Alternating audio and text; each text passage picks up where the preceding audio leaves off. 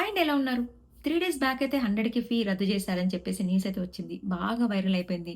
అందరం హ్యాపీగా ఫీల్ అయ్యాము. నేను కూడా ఆ న్యూస్ హ్యాపీగా షేర్ చేసుకున్నాను. ఇప్పుడేంటంటే మళ్ళీ 100కి ఫీ కట్టాలా? కట్టకూడదా? అని డైనమాలయితే ఉన్నారు గదా! ఒకరేమో రద్దు చేశారు. ఇంకొకరేమో కట్టాలంటున్నారు. జూన్ 8న అయితే డెసిషన్స్ తీసుకున్నారు గదా! 100కే ఫీ కట్టక్కర్లేదు ఇది ఇది అని చెప్పేసి. మళ్ళీ ఇప్పుడు ఇండియాలో స్టాంపింగ్ కోసం వెయిట్ చేస్తున్న వాళ్ళు, హెచ్-1బీ కాన్సులర్ ప్రాసెసింగ్ వాళ్ళు, బీ-1, బీ-2 నుంచి హెచ్-1కి వెళ్ళాల్సిన వాళ్ళు మళ్ళీ కన్‌ఫ్యూజన్‌లో పడిపోయారు. 100కే ఫీ కట్టాలా? లేదా? అసలు జూన్ 8ని తీసుకుందేంటి? జూన్ 18 తర్వాత ఏం జరగబోతుంది అని చెప్పేసి. స్టిల్ మళ్ళీ కన్‌ఫ్యూజన్ పడిపోయాననమాట. సో, దీని గురించయితే ఒకసారి మాట్లాడుకుందాం. అసలు అప్పుడు కట్టాలన్నారు, ఇప్పుడు కట్టకూడదన్నారు. ఏంటి? దీని గురించి మాట్లాడుకుందాం. పాయింట్‌కెళ్ళిపోదాం.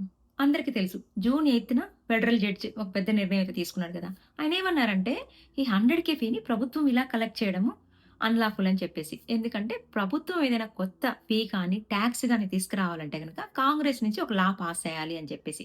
కేవలం ప్రొక్లమేషన్ ద్వారా ఇంత పెద్ద భారీ మొత్తాన్ని కలెక్ట్ చేయడం కరెక్ట్ కాదు. అన్‌లాఫుల్ అని చెప్పి ఆయన డిసైడ్ చేసి చెప్పిర్రు. సో, ఆ న్యూస్ రాగానే అందరేమనుకున్నాం హెచ్-1బీ అప్లికెంట్స్ కానీ, ఫ్యామిలీస్ కానీ అందరం ఇంకా 100కే ఫీ కట్టక్కర్లేదు. ఓవరాల్‌గా ఒక గుడ్ న్యూస్ లాగా ఫీల్ అయిపోయాం కదా! కాకపోతే నేను ఆ రోజు ఆ వీడియో పెట్టిన తర్వాత మీకొకటి కూడా చెప్పాను. ఇది ఫుల్‌గా గుడ్ న్యూస్ లాగా ఫీల్ అవ్వద్దు. జస్ట్ ఇంకా డిసైడ్ చేయలేదు వాళ్ళు. ఫర్దర్‌గా యూఎస్‌సిఎస్ నుంచి గాని, డీహెచ్ఎస్ నుంచి గాని గైడెన్స్ రావాలి. ఎందుకంటే వాళ్ళు స్టే రిక్వెస్ట్ పెట్టొచ్చు. గవర్నమెంట్ అప్పీల్ చేయొచ్చు అని చెప్పేసి ఆ రోజు చెప్పాను మీకు. చూడండి కావాలంటే. పాయింట్ ఏంటంటే ఇప్పుడు యూఎస్‌ఏ ఔట్ సైడ్ నుంచి న్యూ హెచ్-1బీ పిటిషన్ గాని, కౌన్సిల్ ప్రాసెస్ మీద రావాలి అంటే గనక $1,00,000 ఫీ కట్టాలన్న భయం చాలా మందిలో ఉంది. హూస్టన్ ఫెడరల్ కోర్ట్‌లో ఒక జడ్జి ఇలా చెప్పారనమాట. కోర్ట్ ఏం చెప్పిందంటే, ట్రంప్ అడ్మినిస్ట్రేషన్‌లో పెట్టిన $1,00,000 ఫీ అనేది అన్‌లాఫుల్ అని చెప్పేసి. ఇది కంప్లీట్‌లీ హెచ్-1బీ అప్లికెంట్స్‌కి, ఎంప్లాయర్స్‌కి ఎస్పెషల్లీ ఇండియా నుంచి ఎవరైతే అప్లై చేయాలనుకుంటారో వాళ్ళకైతే బిగ్ రిలీఫ్ అనమాట. కాకపోతే అక్కడ ఇంపార్టెంట్ పాయింట్ అని గుర్తుపెట్టుకోండి. ఈ రూలింగ్ వచ్చినంత మాత్రాన స్టోరీ కంప్లీట్‌లీ ఎండ్ అయిపోయిందనుకోవద్దు. ఎందుకంటే గవర్నమెంట్ అప్పీల్ చేసే ఛాన్స్ ఉంది. స్టే రిక్వెస్ట్ అవ్వచ్చు. ఫర్దర్ క్లారిఫికేషన్ కూడా మనకొచ్చే ఛాన్సెస్ ఉన్నాయి. మనకి ప్రొక్లమేషన్ ఉంది గదా! ప్రొక్లమేషన్ మొత్తం స్ట్రక్ డౌన్ అయిందా? లేదంటే ఫీ ఇంప్లిమెంటేషన్ మాత్రమే ఇన్‌వాలిడ్ అయిందా? ఫర్దర్ డీటెయిల్స్ కోసమైతే మనం కోర్ట్ ఆర్డర్ చూడాలి. లేదంటే ఆటోనమీ అనాలిసిస్ చెక్ చేయాలి. అదే ట్విస్ట్ ఇక్కడ జరిగిందనమాట. ఎందుకంటే న్యూసొచ్చింది. హ్యాపీగా ఫీల్ అయ్యాము. ఆ హ్యాపీనెస్ ఎంతో సేపు లేదు. గవర్నమెంట్ ఒప్పుకోలేదు. గవర్నమెంట్ మళ్ళీ అప్పీల్ కోర్ట్‌కెళ్ళిందనమాట. ఇక్కడ మరో విషయం ఏంటంటే, ఈ యూఎస్ఎస్ వెబ్‌సైట్‌లో ఈ 100కే ఫీకి సంబంధించిన సెక్షన్ లేకపోవడంతో చాలా వరకు సోషల్ మీడియాలో పోస్ట్‌లు ఎలా ఏశారంటే, కంప్లీట్‌గా ఇంక ఫీ తీసేసిర్రు. ఈ రూల్ క్యాన్సిల్ అయిపోయింది అని చెప్పేసి. కాకపోతే ఏంటంటే చెప్పా గదా! ఏది గూడా ఇలాంటి విషయాల్లో ఇమిగ్రేషన్‌కి సంబంధించిలో ఈరోజు యెస్ అంటారు. రేపు నో అంటారు. కంప్లీట్‌గా మనకు ఆ గైడెన్స్ వచ్చే వరకు మనం చెప్పుకోవాలి. మన సంతోషం తట్టుకోలేక చెప్పేసుకుంటాం కాదనట్ల. కాకపోతే మనకి కంప్లీట్‌గా ఆ గైడెన్స్ వచ్చే వరకు కూడా అది అప్లై అయిపోయిందని చెప్పకూడదు.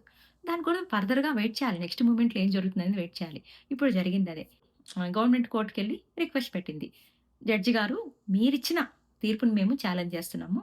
అప్పీల్ కోర్ట్‌లో ఈ కేసు నడుస్తున్నంత వరకు మీ ఆర్డర్‌ని హోల్డ్‌లో పెట్టమని చెప్పి అడిగారనమాట. అంటే స్టే ఇవ్వండి అని అడిగారు. సో, ఇక్కడ జడ్జి చాలా ఇంట్రెస్టింగ్‌గా సమాధానం చెప్పారనమాట.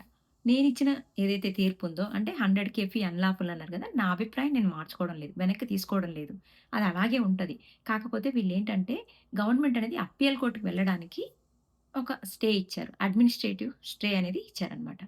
ఇప్పుడు అందరి దృష్టి ఒక దగ్గరే ఉంటదనమాట. ఫస్ట్ సర్క్యూట్ అప్పీల్ కోర్ట్ మీద. అంటే ఇక్కడ 2 సినారియోలున్నాయి. ఫస్ట్ సినారియోలో ఏంటంటే, అప్పీల్ కోర్ట్ కూడా ఈ స్టేని కొనసాగిస్తే గనక 100కే ఫీ వచ్చి అమల్లో ఉంటది. ఈ కేస్ నడిచేంత వరకు 100కే ఫీ కట్టాల్సి రావచ్చు. అంటే హెచ్-1బీ కౌన్సిల్ ప్రాసెసింగ్‌లో వెళ్ళేవాళ్ళు వీళ్ళందరూ కూడా కట్టాల్సి రావచ్చు అని చెప్పి అంటున్నారు. సెకండ్ సినారియో వచ్చేసి ఈ అప్పీల్ కోర్ట్ స్టేని లిఫ్ట్ చేస్తే గనక కేస్ అనేది కొనసాగుతుంది. 100కే ఫీ అమల్లో ఉండదు. అందరేమంటారంటే సెప్టెంబర్ 21, 2026 తర్వాత ప్రొక్లమేషన్ ముగిసిపోతుంది గదా! ఎందుకు గవర్నమెంట్ అంతా ఫైట్ చేస్తుంది అంటే గనక, దీనికి ఆన్సర్ అయితే అందరూ తెలుసుకోవాలి. ఎందుకంటే ఇది కేవలం ఈ రోజు 100కే ఫీ గురించి మాత్రమే కాదు. రేపు ఇంకో గవర్నమెంట్ ఒస్తది. వాళ్ళు ఇంకో రూల్ తీసుకొస్తారు. సో, ఈరోజు ఈ కేస్ జడ్జిమెంట్‌ని కోర్ట్ రిఫరెన్స్‌గా చూపిస్తదనమాట. అందుకే గవర్నమెంట్ గూడా ఈ కేస్‌ని వదిలిపెట్టట్లేదనమాట. సో, ప్రస్తుతానికైతే అందరూ సోషల్ మీడియాలో గాని, ఇంకెక్కడైనా ఏదైనా చెప్పినా కూడా ఈ 100కే ఫీ క్యాన్సిల్ అయిందనేది కంప్లీట్‌గా కరెక్ట్ కాదు. అలా అని చెప్పి 100కే ఫీ పర్మనెంట్‌గా కంటిన్యూ అవుతుందని కూడా మనం ఇప్పుడు చెప్పలేము. ఎందుకంటే జడ్జి గారు ఇది అన్‌లాఫుల్ అన్నారు. కాకపోతే అడ్మినిస్ట్రేటివ్ స్టే వల్ల ప్రెజెంట్‌కైతే ఫీ హోల్డ్ కాలేదు. ఫైనల్ డెసిషన్ వచ్చేసి అప్పీల్ కోర్ట్ డెసిషన్ తర్వాతే మనకు తెలుస్తది. ఫైనల్ రిజల్ట్ అనేది దాని తర్వాతే తెలుస్తది. అప్పీల్ కోర్ట్ డెసిషన్ ఏదైతే తీసుకుంటుందో దాని తర్వాతే రిజల్ట్ తెలుస్తది. ఇది మనలో ఎవరైనా హెచ్-1 గాని, హెచ్-4 గాని, ఎఫ్-1 గాని కౌన్సిల్ ప్రాసెసింగ్ కేటగిరీలో ఉంటే గనక చాలా అప్డేటు, ఇంపార్టెంట్ పాయింట్ కూడా. సో, మీకెవరికైనా ఈ ప్రాసెస్‌లో ఉంటే గనక వాళ్ళకి తెలియజేయాలంటే గనక వీడియో షేర్ చేయండి. So, 1 week back 100 fee cancel అయిపోయిందని చెప్పినప్పుడు ఎండ్ ఆఫ్ ద డేలో ఒక చిన్న రియల్ సినారియో చెప్పా కదా! కొంతమంది సెలెక్ట్ అయిపోయి త్రూ ఎంప్లాయర్ ప్రాబ్లమో లేదంటే వాళ్ళు సెలెక్ట్ అయిన దగ్గర ఏమైనా ప్రాబ్లమ్ ఉండి ఎంప్లాయర్‌ని చేంజ్ చేసుకోవాలంటే ఇప్పుడు కొత్తగా రూల్ పెట్టారు కదా! 100 ఫీ కట్టాలి అని చెప్పేసి. అలాంటి వాళ్ళందరికైతే గుడ్ న్యూస్ అని చెప్పాను కదా! పాపం వాళ్ళకైతే ఈరోజు మళ్ళీ స్టిల్ కన్‌ఫ్యూజన్‌లో పడిపోయారు. ఇప్పుడు ఎంప్లాయర్‌ని చేంజ్ చేసుకోవాలా? లేదా? అసలు సిట్యుయేషన్ ఎలా ఉంది? ఆ 100 ఫీ అంతటితో అయిపోద్దనుకున్నారు. ఇది మళ్ళీ ఈ అప్డేట్ చూస్తే గనక అంటే కోర్ట్‌లో జడ్జ్ ఏమో ఫెడరల్ జడ్జ్ అన్‌లాఫుల్ అన్నారు. మళ్ళీ ఇది ఇట్లా ఉండేంటి స్టే ఇవ్వడం వల్ల ఫీ అయితే హోల్డ్ కాలేదు గదా! సో, అలాంటి వాళ్ళకైతే స్టిల్ ఇప్పుడు మళ్ళీ కన్‌ఫ్యూజనే. ప్రెజెంట్‌కి ఏం జరుగుతుందంటే జూన్ 8 తీసుకునే నిర్ణయం ఒకలా ఉంది. జూన్ 18 తర్వాత ఏమన్నా జరగొచ్చు అని చెప్పేసి. ప్రెజెంట్ అయితే సోషల్ మీడియాలో 2 పోస్టులు వైరల్ అవుతున్నాయి. 100 ఫీ కంప్లీట్‌గా క్యాన్సిల్ అయిపోయింది అని చెప్పేసి. ఇంకొందరేమో 100 ఫీ కట్టాలి ఇంకా అదుంది. సో, ఎవరిది నమ్మాలి? ఎవరిది నమ్మకూడదు కన్‌ఫ్యూజన్‌లోనే ఉన్నారు. కాకపోతే మీరు ఏదైనా కూడా సోషల్ మీడియా పోస్ట్‌లని బట్టి ఏది డెసిషన్ తీసుకోవద్దు. జస్ట్ ఇన్ఫర్మేషన్ అవేర్‌నెస్‌గా ఉంచుకోండి. ఏది మాట్లాడాలన్నా, ఏది చేయాలన్నా ఫర్దర్‌గా ఆటోనమీ గాని, ఈవీఎస్ఎస్ వెబ్‌సైట్‌లో కూడా ఈ 100 ఫీ సెక్షన్ తీసేసారని చెప్పారు గదా! మరి కన్‌ఫ్యూజన్ అవ్వద్దు. దాని గురించి కూడా మళ్ళీ కన్‌ఫ్యూజన్ అయిపోయి మీకై మీరే డెసిషన్స్ తీసుకోవద్దు. ఏదున్నా గూడా అటార్నీని అడిగి క్లారిఫై చేసుకోండి. సో, మన దగ్గరైతే ఛాన్స్ లేదు. మనం వెయిట్ చేసి చూడాల్సిందే. ఎందుకంటే అప్పీల్ కోర్ట్ అనేది ఈ స్టేని కంటిన్యూ చేస్తదా? లేదంటే లిఫ్ట్ చేస్తదా? మనం వెయిట్ చేసి చూడాలి. సో, ఏదైనా డెసిషన్స్ మాత్రం సింగిల్‌గా మీ ఓన్ డెసిషన్స్ తీసుకోకండి. ఇమిగ్రేషన్ విషయంలో, ఇలాంటి విషయంలో గనక అటార్నీని అడిగి ప్రతిదీ స్టెప్ బై స్టెప్ మీకేదైనా డౌట్ ఉంటే క్లియర్ చేసుకోండి.